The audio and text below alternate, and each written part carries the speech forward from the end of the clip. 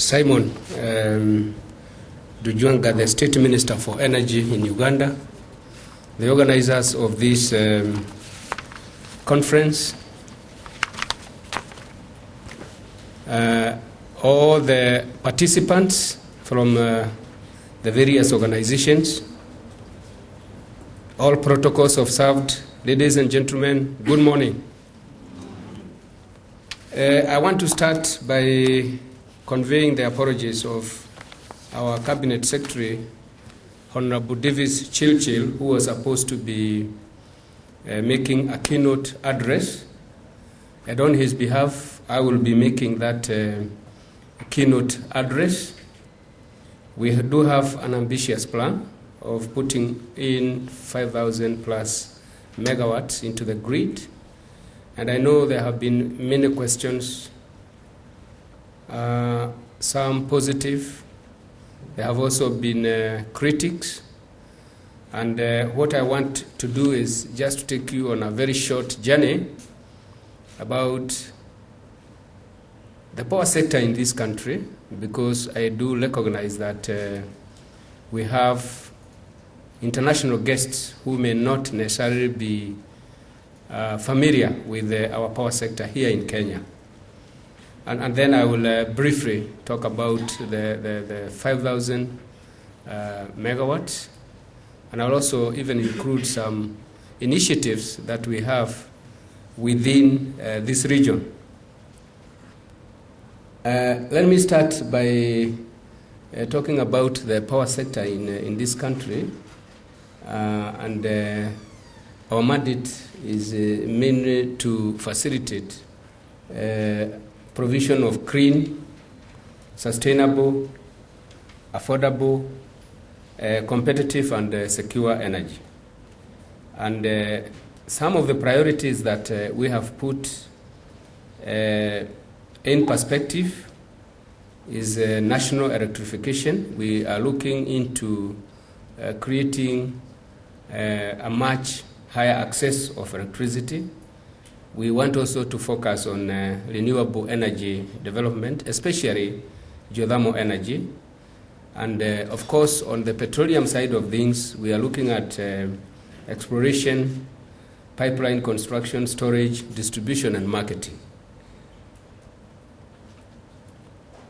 In terms of our structural arrangement, starting from the Ministry of Energy, which is responsible for policy direction, we do also have a regulator, Energy Regulatory Commission, which does both electricity and petroleum regulation. We also have a tribunal, an energy tribunal, which is an organ that arbitrates or settles any disputes arising from any of the other players, including even any dispute between the regulator and the other stakeholders in the industry. KETRACO is involved in the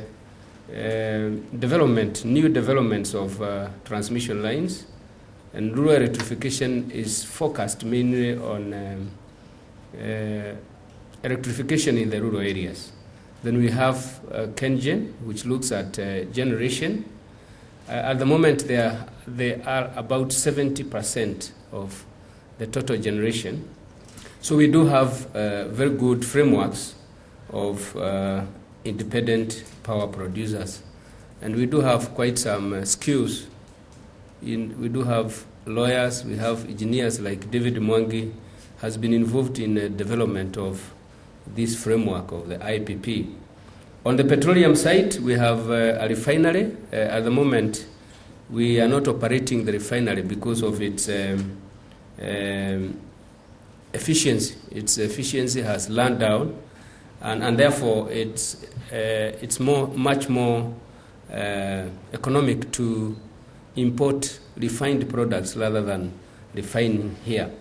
Then we have Kenya Pipeline Company, which does transportation. It's the one that deals with the pipeline. And then NOC is the marketing body. And of course, besides NOC, we do have several other private players in the area of marketing. We are currently undertaking a new energy bill, and since the enactment of the new constitution in 2010, we've been working on a framework to ensure that we come up with a robust and facilitative energy bill. And we are also doing the petroleum bill. So we are going to have two bills, one in the energy area, focusing more on the power sector, and then we will have another one focusing more on the petroleum sector. This is the current status of our generation and demand. The peak, the actual peak that we have is about 1468 megawatts, but we believe we have so much surplus demand because of the constraints in the infrastructure. And therefore, we think that when we factor in the suppressed demand, our peak is about 1,800 megawatts. And when we add the reserve margin of about 30%, we do require about 2,347 megawatts. That is to say, even if we are not looking into any new demand, we still can be able to absorb up to about 400 or 500 megawatts to address the current needs. We've got several challenges, and I just want to highlight those challenges, especially in the area of overdependence on hydro. Our current generation mix is such that the hydro component is more than maybe about 60% of the total generation. And because of this overdependence on the hydro generation, we are always challenged, especially if we receive less than average rainfall. When we receive less than average rainfall, it means that we've got to go through a very challenging time in terms of meeting the demand. And just this year, we went through that challenge. We were lucky that we were able to come up with a framework and an arrangement where we didn't have to ration electricity, but we went through quite a challenging time. Then the generation itself, as you have seen, we already have a shortfall even to meet the current demand. So we don't have adequate generation. This is our vision 2030.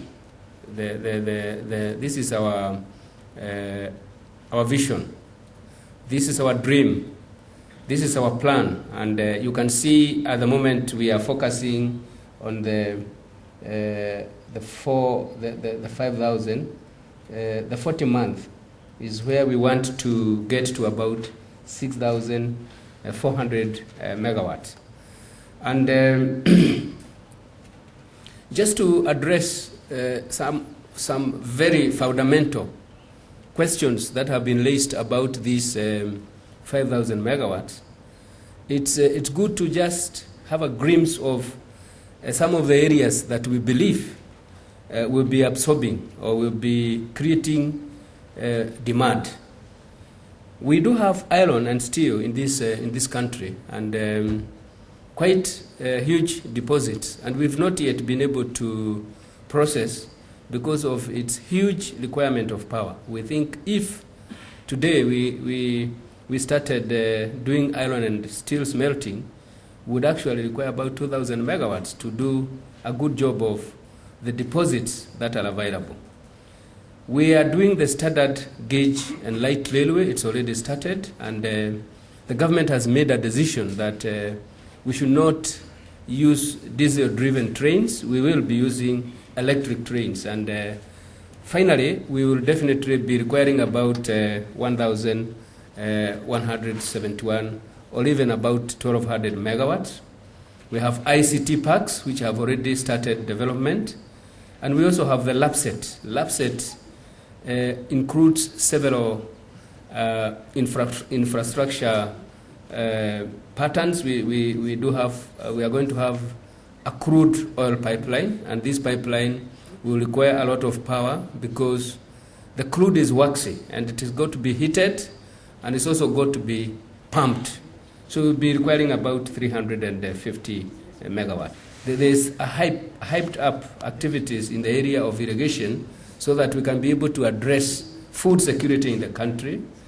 We have talked about the rail, resort cities, and of course, we do have a project which we are calling the last mile to address access of electricity to most of the Kenyans.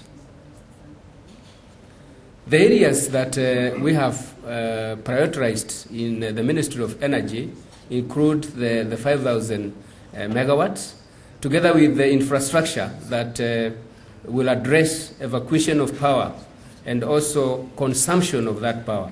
So we've got to do a lot of work in transmission and distribution. And if we do not synchronize the developments of generation and transmission and distribution development, then we will not be able to create demand. And if we do not create demand, it means we will not be able to reduce the cost of electricity, because the 5,000 megawatts is not really about the quantity. It's not about 5,000 units of megawatts. It's about reduction of the price of electricity. In 2004, we came up with a very radical departure from the past in terms of how we were undertaking new developments and new connectivities.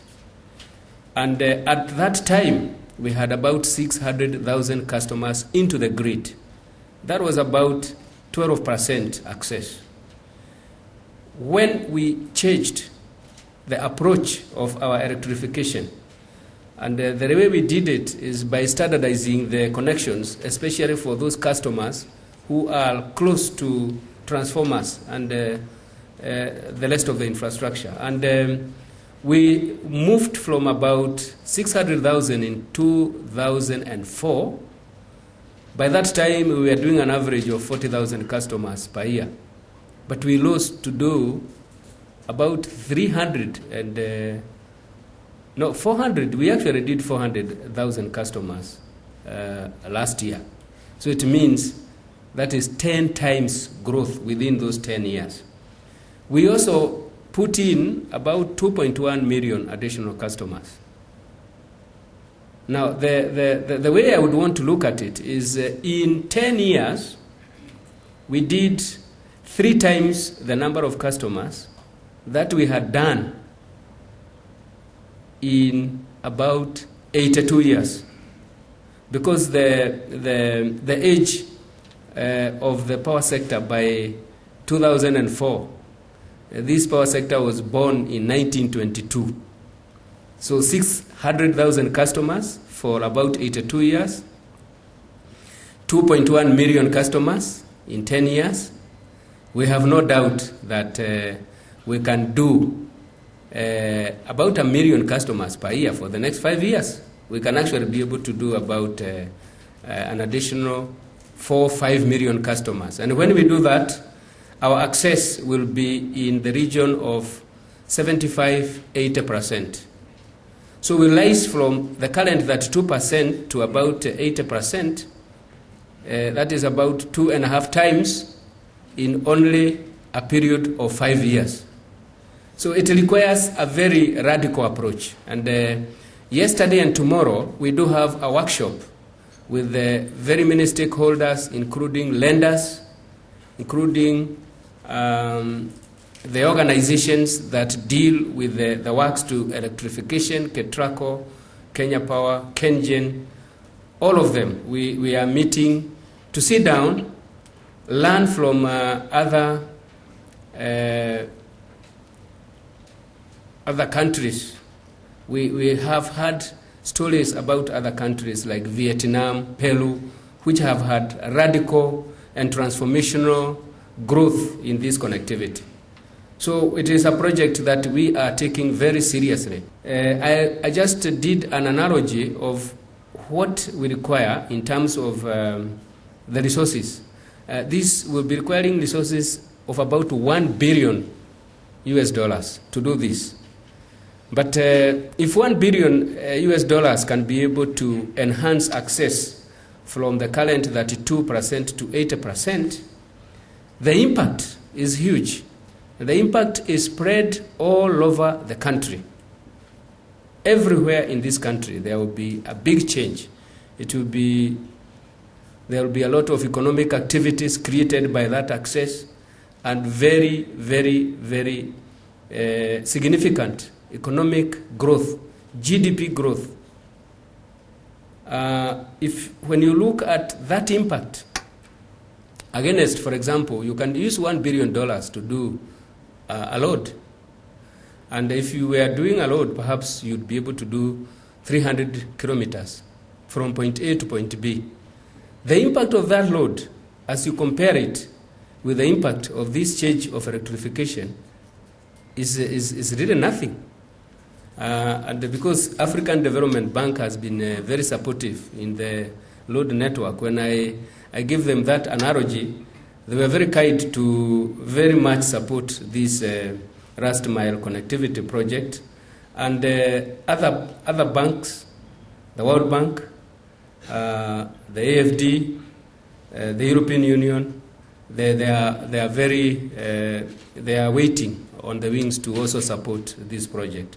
So this is a very transformational project. And of course, it will also create some demand. Currently, we are also working on a laptop project. You have heard about it. We think it is very important for us in the ministry, because if we can be able to connect power to all the primary schools, and that has already been funded by the government. The resources have already been allocated. It actually means that once we mix last-mile connectivity, we again will be able to enhance access of electricity to most of Kenyans. The laptop project alone could increase that access by about 20%. And since we will be able to accomplish this project by June 2015, it is a must that we must have done that. Rural electrification is very busy doing that. It therefore means that we will be able to catch up with the last mile project and get most of Kenyans having access to electricity.